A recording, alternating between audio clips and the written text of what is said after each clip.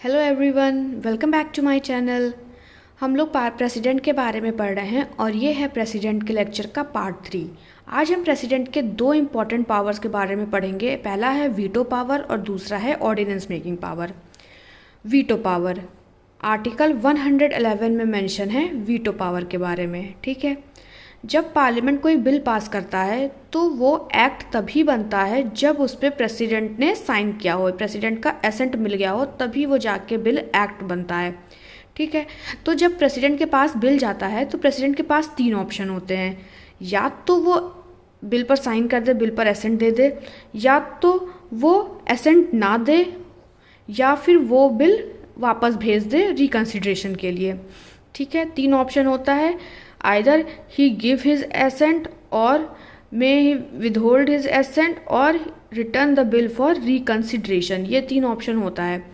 अच्छा, veto power का objective क्या है? ऑब्जेक्टिव ये है to prevent hasty and ill considered legislation by the parliament and to prevent a legislation which may be unconstitutional. किसी भी कोई ऐसा बिल ना पास हो जो कि मतलब इल कंसीडर्ड हो, मतलब वो सही ना हो, या अनकॉन्स्टिट्यूशनल हो, या फंडामेंटल राइट्स को मतलब एब्रिज कर रहा हो, इस सब कोई प्रॉब्लम ना हो, इसलिए वीटो पावर ज़रूरी होता है। अब वीटो पावर जो है वो 3 टाइप के होते हैं। वैसे तो 4 टाइप के होते हैं, लेकिन इंडिया में ये 3 टाइप के वीटो पावर्स हैं। पहला है अब्सोल्यूट वीटो। अब्सोल्यूट वीटो में क्या होता है, प्रेसिडेंट जो है वो एसेंट नहीं देता, ही विद होल्ड हिज एसेंट। उससे क्या होता है, बिल जो है वो एंड हो जाता है और फिर वो एक्ट नहीं बनता है, बिल वहीं का वहीं ख़त्म हो जाता है। अब अब्सोल्यूट वीटो कौन से केस पे प्रेसिडेंट यूज़ कर सकता है? जब वो बिल प्राइवेट मेंबर ने इंट्रोड्यूस किया हो। ठीक है, अगर प्राइवेट मेंबर ने कोई बिल इंट्रोड्यूस किया तब प्रेसिडेंट जो है वो अब्सोल्यूट वीटो का यूज़ करता है। प्राइवेट मेंबर कौन हुआ? मेंबर ऑफ पार्लियामेंट तो है लेकिन मिनिस्टर नहीं है। ठीक है, उसको प्राइवेट मेंबर कहते हैं। या तो with respect to government bills when the cabinet resign. दूसरा क्या है, सस्पेंसिव वीटो। सस्पेंसिव वीटो में प्रेसिडेंट क्या करता है, जो बिल है उसको वापस भेज देता है पार्लियामेंट को रिकंसीडर करने के लिए। ठीक है, अगर पार्लियामेंट ने वो बिल वापस से पास करके भेज दिया, चाहे वो अमेंडमेंट के साथ भेजा हो चाहे बिना अमेंडमेंट के, अगर वो बिल वापस आ गया तो प्रेसिडेंट को उस पर एसेंट देना ही होता है। ठीक है, president must give his assent अगर वो बिल वापस आ गया। अच्छा, सस्पेंसिव वीटो जो है वो प्रेसिडेंट मनी बिल के केस में नहीं यूज़ कर सकता है। क्यों नहीं यूज़ कर सकता है, आपको पता है?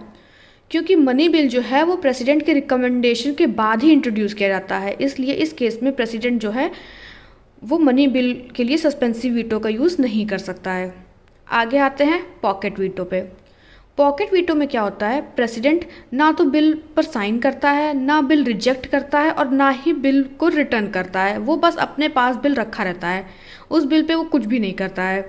उसको कहते हैं पॉकेट वीटो। कॉन्स्टिट्यूशन ने कोई भी टाइम लिमिट जो है वो बताई नहीं है कि प्रेसिडेंट को इतने टाइम तक ही बिल जो है वो रख सकता है। कोई टाइम लिमिट जो है वो कॉन्स्टिट्यूशन ने नहीं बताई है। वो कितने भी टाइम तक प्रेसिडेंट अपने पास वो बिल रख सकता है, जबकि यूएस के केस में टाइम लिमिट कॉन्स्टिट्यूशन ने बताई है, जो कि 10 दिन है। 10 दिन से अधिक यूएस में आप कोई भी बिल को अपने पास रख नहीं सकते। ठीक है, अब स्टेट लेजिस्लेशन का जो होता है उस पर भी वीटो पावर होती है प्रेसिडेंट के पास। क्या होता है, आर्टिकल 201 के हिसाब से जो गवर्नर रहता है वो भी कुछ बिल जो है वो प्रेसिडेंट के लिए रख सकता है कि प्रेसिडेंट का साइन मतलब उस पर रहे। तो उस केस में क्या होता है, सेम चीज़ होता है। प्रेसिडेंट या तो उस बिल पर एसेंट दे देता है, या तो एसेंट नहीं देता है, या तो वो गवर्नर से कहता है कि जो बिल है उसको वापस भेज दो रिकंसिडर करने के लिए।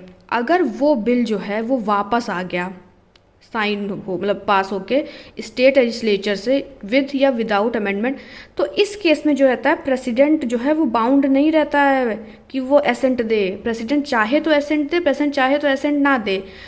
ये स्टेट लेजिस्लेचर का केस है। बल्कि जब पार्लियामेंट का बिल होगा तो प्रेसिडेंट को एसेंट देना ही देना है, वो मस्ट हो जाता है, वो फिर बिल के साथ कुछ नहीं कर सकता, उसको देना ही पड़ता है। लेकिन स्टेट लेजिस्लेशन के केस में वो जो है वो बाउंड नहीं रहता, वो या तो एसेंट दे सकता है या तो एसेंट वो नहीं दे सकता है।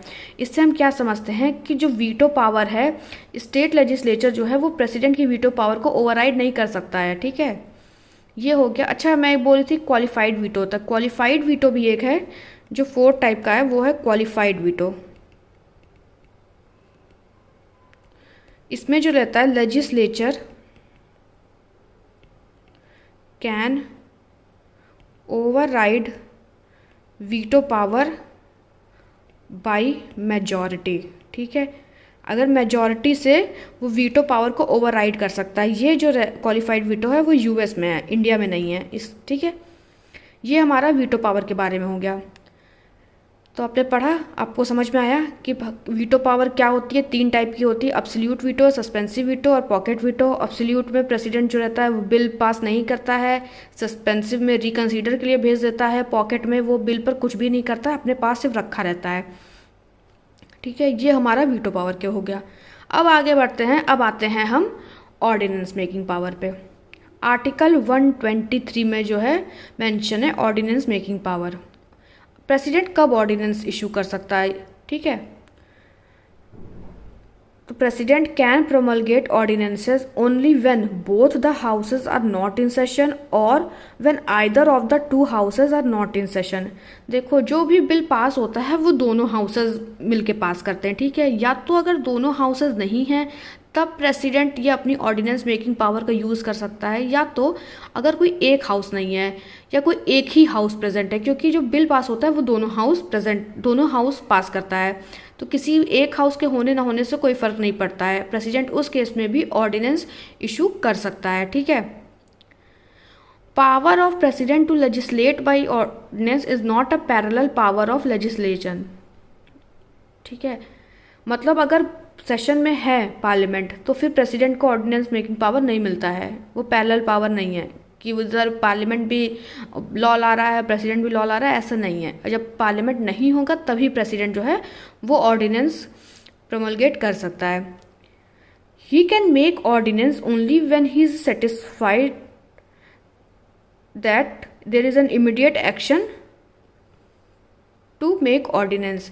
जब प्रेसिडेंट को ये फुल्ली सेटिस्फैक्शन हो जाए कि अभी इमीडिएट एक्शन लेना पड़ेगा किसी भी चीज़ पर, तब वो ऑर्डिनेंस जो है वो प्रोमलगेट कर सकता है। ठीक है, एक कूपर केस हुआ था 1970 पे। ठीक है, तो उसमें सुप्रीम कोर्ट ने बोला था कि जो प्रेसिडेंट ऑर्डिनेंस इशू करता है तो प्रेसिडेंट का वो किस बेसिस पे इशू करता है वो जस्टिसिएबल है। ठीक है, कि अगर वो मलाफाइड बेसिस पे हुआ तो मतलब वो जुडिशियल रिव्यू के अंदर आ सकता है। एक तरीके से यह है कि आप उस पर मतलब उस पर वो किया जा सकता है। लेकिन 38 अमेंडमेंट ने कहा, जब हुआ तो उसने 38 अमेंडमेंट एक्ट में सुप्रीम कोर्ट ने कहा कि नहीं, प्रेसिडेंट का डिसीजन जो है वो फाइनल है। ठीक है, उस पर कोई क्वेश्चन नहीं कर सकता कि आपने ऑर्डिनेंस क्यों ले आए हैं आप। ठीक है, फिर जब 44th अमेंडमेंट हुआ तब सुप्रीम कोर्ट ने बोला कि नहीं, president satisfaction is justiciable on grounds of modified. मतलब प्रेसिडेंट का जो सेटिस्फैक्शन है, जो उसने क्यों किया है, इस पे हम क्वेश्चन कर सकते हैं। Ordinance making power is coextensive as regards all matter except duration with the law making power of the parliament.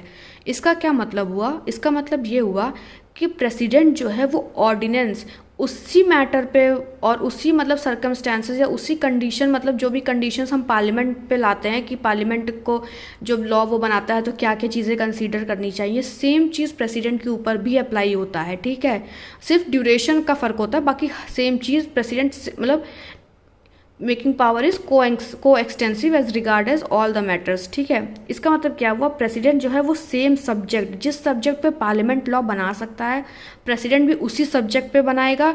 और जैसे पार्लियामेंट का लॉ जो है आप उस पर बेसिक स्ट्रक्चर आप एब्रिज नहीं कर सकते और ये फंडामेंटल राइट्स आप किसी से नहीं ले सकते, तो प्रेसिडेंट जब ऑर्डिनेंस बनाएगा तो वो भी ऐसा ही रहेगा, सेम यही कंडीशन रहेंगे कि कोई भी फंडामेंटल राइट्स जो हैं वो नहीं मतलब छीननी चाहिए, और जो सब्जेक्ट पे पार्लियामेंट बनाता है वो उसी सब्जेक्ट पे ऑर्डिनेंस बनाएगा।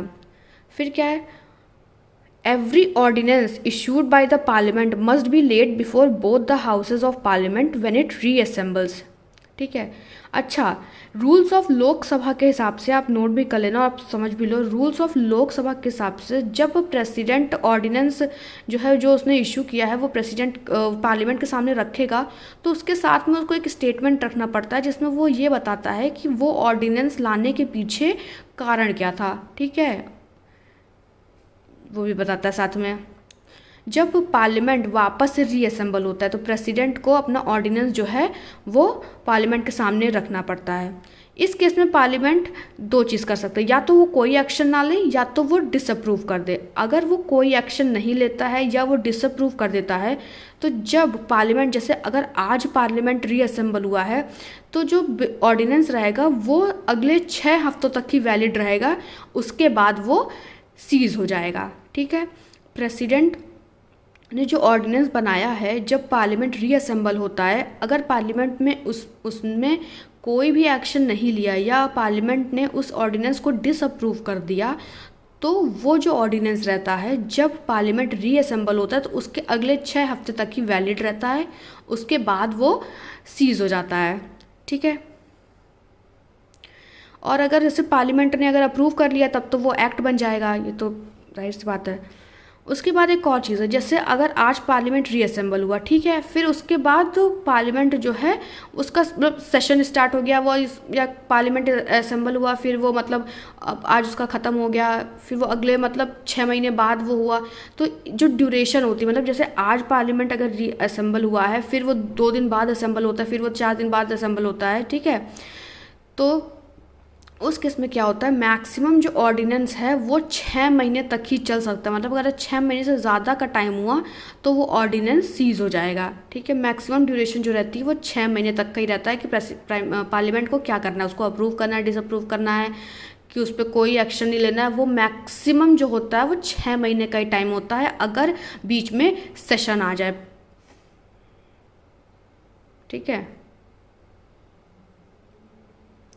फिर ऑर्डिनेंस मेकिंग पावर जो है वो डिस्क्रिशनरी नहीं है, ये जो है वो काउंसिल ऑफ मिनिस्टर्स जब एडवाइस करेंगे तभी प्रेसिडेंट ले सकता है। फिर ऑर्डिनेंस मेकिंग पावर जो है वो रेट्रोस्पेक्टिव है, वो पिछले मतलब बैक डेट पे भी आ सकती है, वो किसी टैक्स लॉ को भी अमेंड कर सकती है, लेकिन ऑर्डिनेंस जो है वो किसी कॉन्स्टिट्यूशन के अमेंडमेंट के लिए नहीं इशू किया जा सकता है। That was all about ordinance making power. Next video में हम पार्डनिंग पावर डिस्कस करेंगे। If you like the video, please like, share and subscribe. Thank you.